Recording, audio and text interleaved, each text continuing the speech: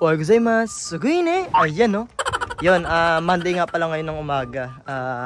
Panggabi ulit tayo ngayon kasi ang pasok namin, 'di ba, shifting. Isang linggong pang umaga, isang linggong pang gabi. At ayun, tamang lakad-lakadan tayong ngayong umaga. Pakita ko sa inyo yung palay. Ito, nagbubungan na siya. Ay, nagano na siya. Ayun na yun, nakikita na natin yung mga bunga-bunga niya. Ayun o. Di ba, may mga pigas na siya. Dati ano yan eh, may mga tubig yan eh. Ngayon medyo wala na yun. No? May mga bakas pa ng pusa oh. Dumadaan dyan si Doraemon eh. Tsaka may napansin ako dun na sa basurahan na upuan. Parang upuan siya yung maliit lang. So tingnan natin, malay mo. Pag okay pa, edi kunin natin. Sayang, di ba? Tingnan natin. Ayun o, papakita ko sa inyo. Ayun o. Diba? Para siyang may, ano siya eh. Tingin ko parang okay pa siya. Parang upuan di siya ng sasakyan eh. Pero di pa natin sure. Ayan o, yung iba pumasok na kasi mga pang umaga. Ilan lang din yung panggabi. Yung mga bike. Sa amin wala, dito kasi sa basura namin wala kang makikitang mga patapon na gamit kasi halos yung nakatira dito, puro mga Pinoy. Ito, isang building na yan. Yung isang hilera niyan, ang nag-iisang hapon lang yun, nasa baba itong pinakaunahan. Tapos may hapon yata dun sa taas, dalawa yata.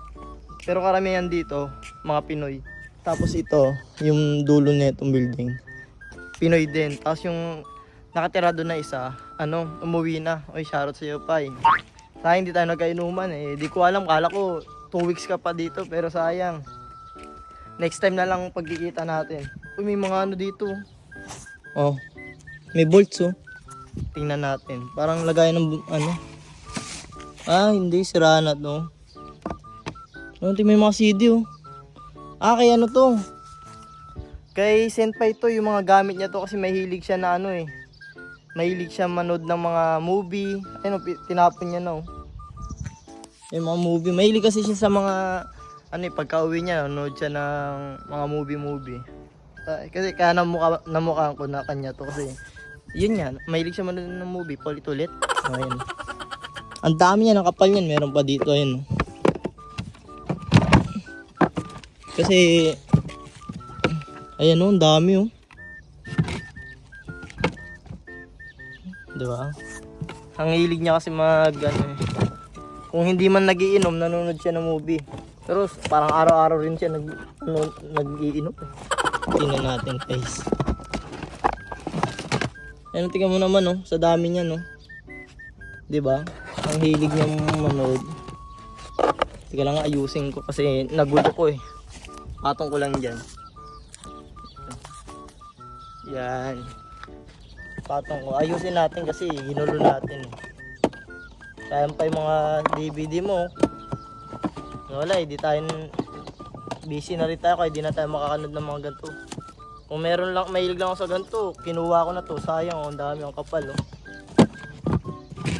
Kasi mga ibang gamit dito, mga Senpai, pag wala na silang mapagbigyan, tinatapon na. May TV pa oh. Hindi ko napansin oh, TV oh. Monitor oh. Ang laki oh. Nakikita nyo yan guys, yung mga gamit dito. Mga gamit dito, tinatapon na lang oh. Ayun oh, TV oh. Ayos pa yan.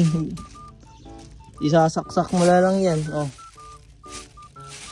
Kaming TV oh. Kunin ko kaya to kasi naglalaro rin ako ng mga game Hindi ko alam kung ayos pa to eh. Kukunin ko to. Titingnan ko to kung okay pa to. Pag tayo, kunin natin yan. Ito meron din heater ba to o cooler. Ayun oh. Hindi ko alam kung ayos pa to eh. Oh. Siyempre pag mga mainit na panahon, yung mga hapon kasi, nagtatapon na agad ng gamit yung pinapalitan na nila. Bibili na silang bago. So sa atin yan, bebenta pa yan ng pwede pa ibenta yan. Yan, takpan natin. Kasi, alam nyo naman yung mga uwak dito. Kinakalat yan. Kaso wala namang mga pagkain dito ngayon. Siguro, ibang schedule ngayon ng tapunan. Ang tapunan siguro ngayon mga gamit. Kasi minsan, mga bote, mga nasusunog, mga nabubulok, yan. Ngayon, iba naman schedule. Baka sa ibang lugar, sa may mga basura, may mas maraming gamit. Mamaya tatry ko mag-ikot-ikot pag sinipag ako. Pero madalas tinatamad ako. Yan. Ito yung harap namin, diba? Kaya minsan kapag gantong panahon, doon lang ako, natambay-tambay lang ako doon. Chill-chill lang. Upuan nga to ng ano, sasakyan. Ayun. Kaso, pati kami vacuum, oh. Vacuum, guys, oh. Vacuum. Maayos pa siya. Ang sira niya lang ito. Pero tingin ko ayos pa to kasi ang linis, oh. Toshiba pa, guys, oh. Toshiba. Dahil mga gamit, oh. Linis, oh. Kaso meron naman na kaming ganito, eh. Kaya di ko na lang kukunin kasi sisikip lang yan sa apartment, eh. 'Di ba? Pero mga ganyan, balikan ko ulit na. Sa atin talaga yan sa Pinas, papapakinabangan pa talaga yan. Tayo mga Pinoy, hanggat nagagamit ka pa ng tao, tuloy-tuloy lang yan, eh. Sorry, hindi pa pala yun. Itong gamit pag maayos pa, pwede mo pa siyang gamitin, eh. Oh, nakikita niyo yan. Ayos na ayos pa, malinis pa, oh.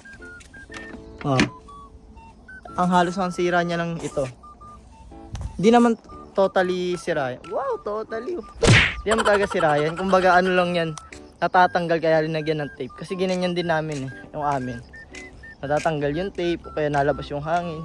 Sira na itong upuan, no. Wala na pala to. Wala, alis na tayo. Sayang. Tingin ko, maganda rin kasi yan kung ayos yan.